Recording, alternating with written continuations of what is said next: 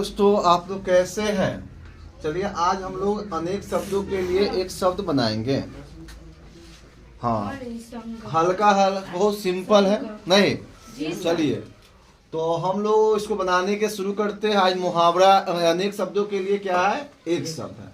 देखिए जिसे चार भुजा हो, चलिए बना लिए हैं। जिसे चार भुजा हो उसे क्या कहते हैं हम लोग, चतुर्भुज कहते हैं। क्या कहते हैं बोलिए, जिसे चार भुजा उसे क्या कहते हैं, चतुर्भुज। देखिए चतुर्भुज जो होता है चारों तरफ से क्या होता है, घिरा रहता है। ये इसको चतुर्भुज हम लोग कह सकते हैं। इसको हम लोग सिंपल बना दिए, इसको चतुर्भुज कहा जाता है। चार भुजा से घिरे हुए क्षेत्र क्या कहते हैं, चतुर्भुज कहते हैं। दूसरा जिसे 10 मुख हो, दूसरा क्या है, जिसे 10 मुख हो। 10 मुख किसका क्या है, दशानंद। क्या है, दशानंद,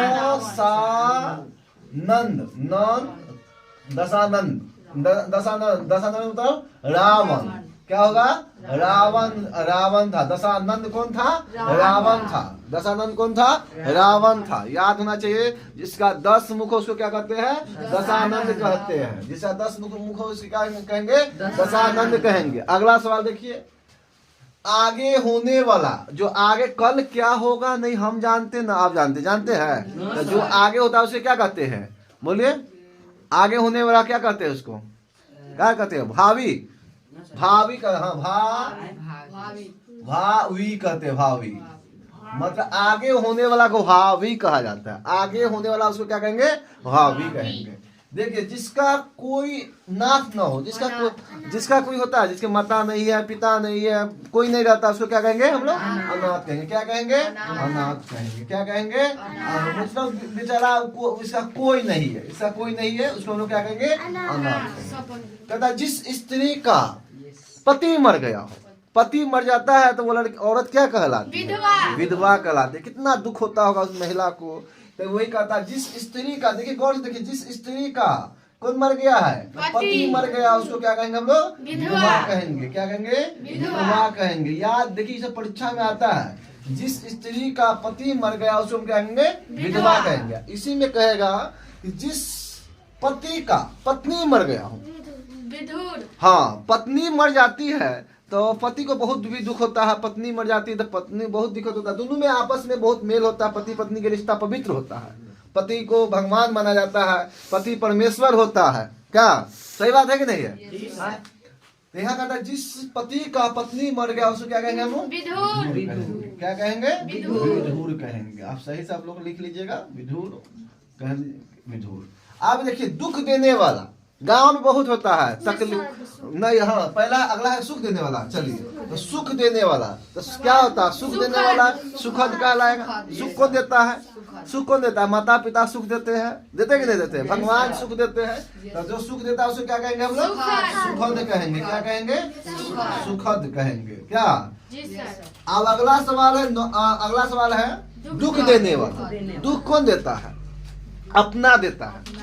अपना जो होता है, दुख जो होता है अपना। देखिए गांव देहात में देखिए, गांव में देखिएगा अपना ही जो खास रहेगा वही दर्द देता है। जो खास रहता है वही दर्द देता है। पराया कौन देता है, पराया को आपको मतलब ही नहीं रहेगा कि आप खाइए पीजिए क्या करे, आपको मतलब है। अपना जो रहेगा वो चाचा चाची, हाँ चाचा चाची। उसके बाद आपकी पत्नी, पत्नी तो बहुत दुख देती है। नहीं, पत्नी अच्छी भी होती है, बहुत अच्छी भी होती है तो दुख देती है। 100 में 99% अच्छी होती है, 1% बहुत दुख देती है।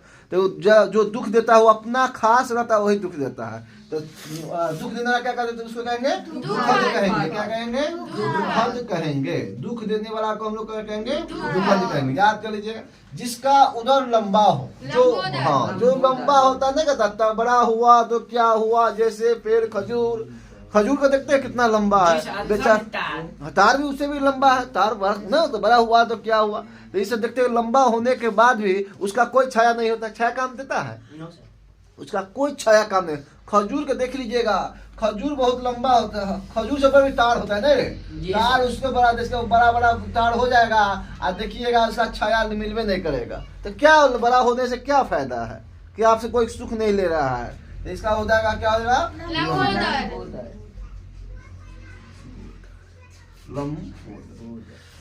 देखिए जहां नदियों का मिलन हो, जहां नदी मिलता है, जैसे गंगा, यमुना, सरस्वती, इलाहाबाद में मिलता है तो सब जहाँ मिलन होता है उसको क्या कहेंगे? संगम कहेंगे। जहाँ ये सब याद कीजिएगा, जहाँ नदियों का मिलन हो उसको क्या कहेंगे? संगम कहेंगे। चलिए इसको याद कर लीजिएगा आप लोग को। आप लोग का परीक्षा में गया, हाँ याद है तो बहुत अच्छा बात है, नहीं याद है तो इसको देख लीजिएगा और आपको आगे फिर हम बताएंगे आपको। अच्छा बात है। चलिए